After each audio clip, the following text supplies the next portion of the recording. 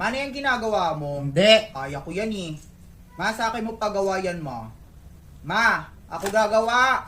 Ma, ako gagawa. Princess! Sagay na. Mga kapatid ninyo! Gawin ko lang naman. Pag ako talaga hindi natapos dito, walang kakain sa inyong lahat. Ay, Ay, sandali. bumili ka muna isang silver swan toyo tapos isang kilong karne. Ayoko! Ay, ito lang yung sa may ano.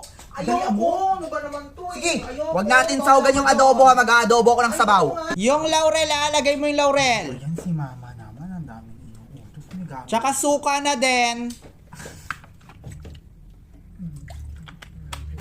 Palagay na din ako ng konting toyo. Patakpan ako ng kaldero. Tapos paabot na din ako ng 10 piso ko dyan. Asan dito, ma? Hindi ko mahanap. Ayan kasi, bunga nga yung pinangahanap. Ito, oh. May utos ka pa, Sige ma. na. Ay, wait lang yung pala. Kunin mo yung Ayan, paborito din yung adobo. Hey, titikman. O, diba? Sabi sa inyo, kailangan talaga ng silver swan para tamang timpla.